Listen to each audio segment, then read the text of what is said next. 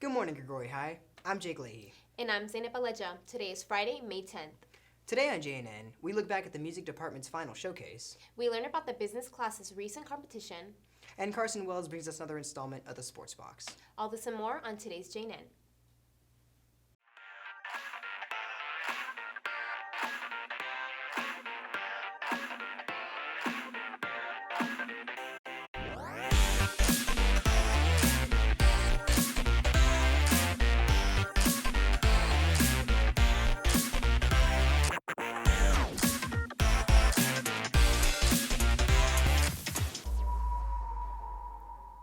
As of today, the library is closed for regular use. Students can still return books and settle any debts.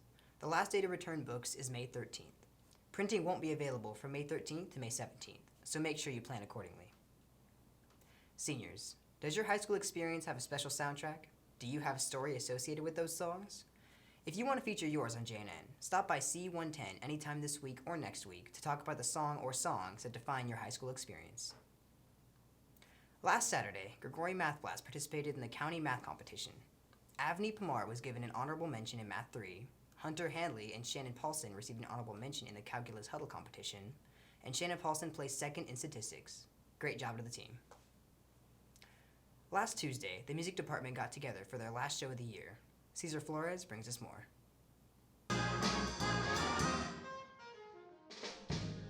Last week, the Grigori Music Department played their last concert of the year, showcasing a variety of different genres of music. The concert was the very last concert of the year. We had orchestra, choir, and band all together as well as the jazz band. When the program started, we began with our Jazz Band B, which has all of our jazz band members. During the middle of that set, the Jazz Band B featured a friend of mine named Dr. Otto Lee. So I'm here playing with the Grigori High School ensembles with the jazz band and the concert band. The director, Paul Herrera, is a good friend of mine and he asked me to come out and play, so I'm here to play some music with the students here.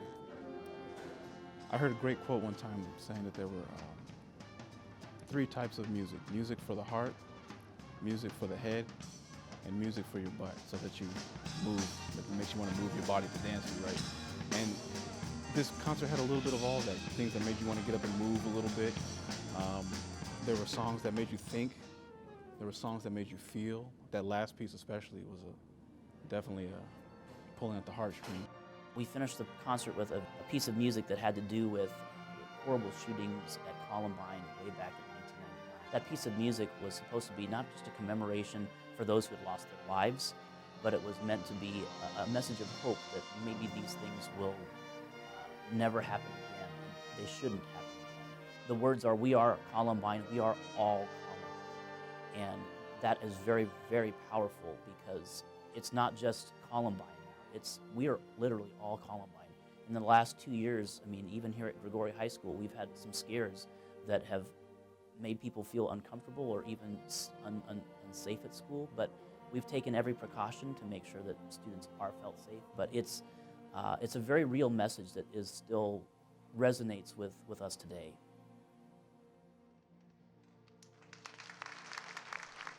Reporting for JNN, this is Cesar Flores.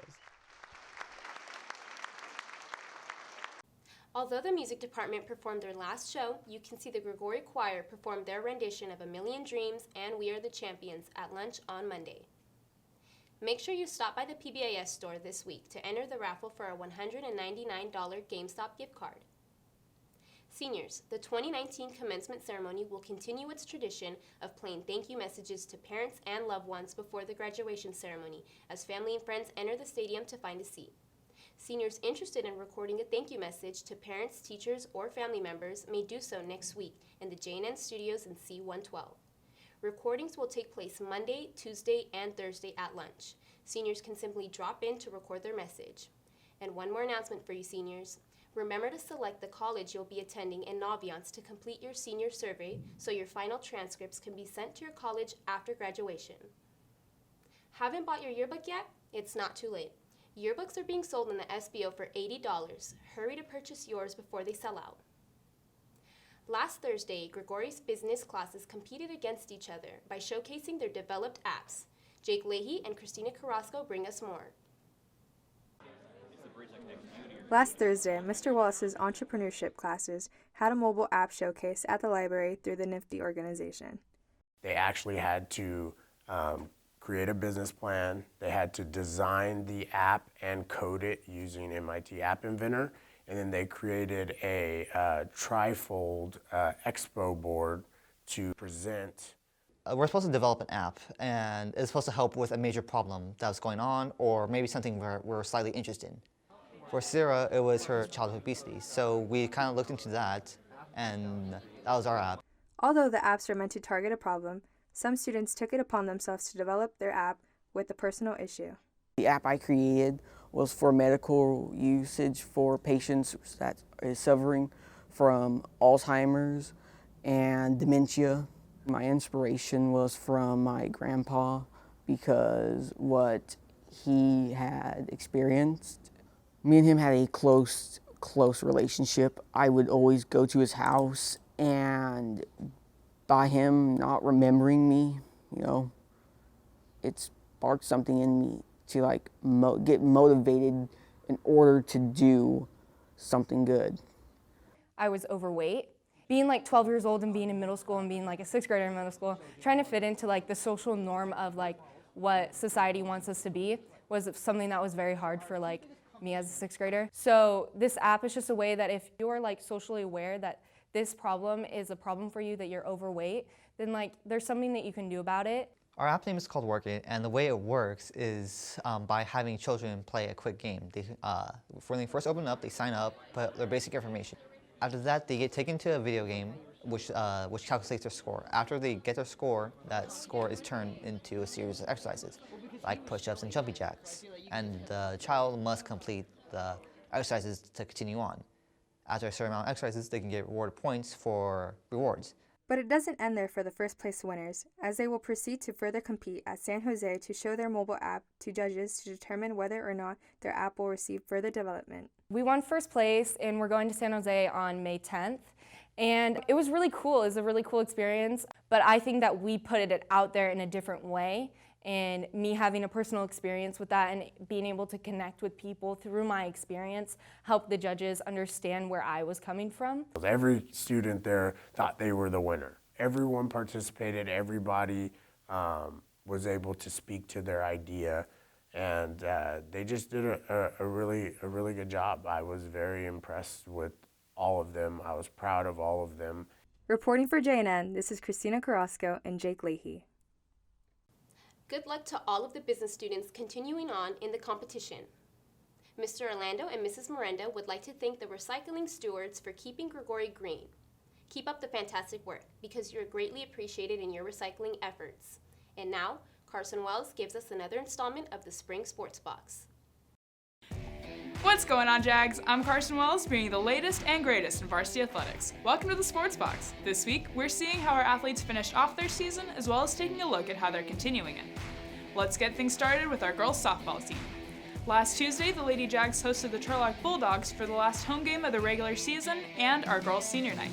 In a really competitive matchup, our girls came up first in the scoreboard with 3 runs in the 4th inning, but the Bulldogs came right back, scoring a run in the 5th and 2 more in the 7th. Sending the game to extra innings. With a final result of 5-3, our girls are now ranked 3rd in league, still qualifying for playoffs. On Tuesday, the team traveled to Enox to face off against the CCAL champions for the last game of the regular season. Unfortunately, the girls lost 3-2. The Lady Jags will now advance for the postseason and will play on Monday, but their opponent and location is still to be announced at the time of this recording. We wish the team the best. On the other side of the complex, our boys baseball team hosted the Escalon Cougars for the last regular season game of the year on Tuesday. Right off the bat, the boys took a 2-1 lead on the Cougars in the 1st inning and then took full control right after. With a final result of 12-2, the boys now have a record of 11 wins, 16 losses, and 1 draw, and have qualified for playoffs after winning a 2-1 series against Enox last week to clinch the final spot for CCAL. The boys will begin their postseason on Tuesday, where their opponent and location is still to be announced at the time of this recording. Now, let's take a look at the boys golf team. With the boys' season beginning to wind down, they took first in the Division II section with a winning score of 413. Standout players of the match were Adam Williams, golfing a 70, Michael Dahl with an 80, and Ricky Fast with an 82. Looking at the rest of the season, the top 6 golfers will be continuing on to Masters. Good luck to Adam Williams, Michael Dahl, Ricky Fast, Michael Nucio, Nick Virgil, and Joshua Imiton. We wish you the best. And now let's take a look back at the annual Buff Ball game. Last Friday, the seniors took on the juniors, and with an expert coaching by the girls volleyball team, the seniors came out on top, winning the set 3-0. Here's Ryan Reidenauer with the serve, the juniors passing it right back over to William Swartz with the bump, Ryan with the set, and Justin Lynch finishing it off with a kill. Great job, guys. Our swim team recently competed in regionals, with Sean Gutowski placing 5th in the 50 free and 3rd in the 100 free, and he will be competing in the state meet in Clovis today. As for the girls, Annabelle Rizzo, Daly Cheek, Sophia Lizarraga, and Madeline DeJong made Grigori history by being the first varsity girls relay team to make it to championships at sections. Great job, ladies, and good luck, Sean. And finally, let's take a look at our track and field team. Last Tuesday, the team competed in the final CCAL cluster meet of the spring season in hopes of qualifying for sections. Starting off with the boys, Dexter William placed 3rd in the 400. In the 1600, Jack Dushla placed 1st, followed by freshman Jack McVeigh in 6th. Aiden Wells came in 6th for the 3200 meters, with Justin Thomas coming in 7th and Carter Mannon in 9th. Benito Marinas placed 3rd in the 110 meter hurdles and 1st in 300 meter hurdles, and Nathan Robinson placed 5th in the pole vault. As for the girls' team, Cassandra Rojas placed 1st in the 400 meter, followed by Calissa Kang in 3rd. In the 800, Berceda Garcia placed 1st, and Ava Rodriguez placed 3rd. In the 1600, Berceda Garcia placed 1st, setting a new PR, followed closely by Madison Cackley in 2nd, also setting a new PR. In the history of Stanislaus County, there has only been 3 girls to run sub 5 minutes in the 1600. Last Tuesday, Garcia and Cackley added on to this record by running sub 5 minutes. Cackley also placed 1st in the 3200 meter, and Simone Smith placed 2nd in the 100 meter hurdles. Finally, last night the team traveled to compete in the sections at Fair Oaks, but at the time of this recording, those results were not available. Well, that's all for this week, Jags. Until next time, I'm Carson Wells, signing off. Thanks, Carson. Well, that's all for today's JNN. I'm Zainab Alejo. And I'm Jake Leahy. See you next time.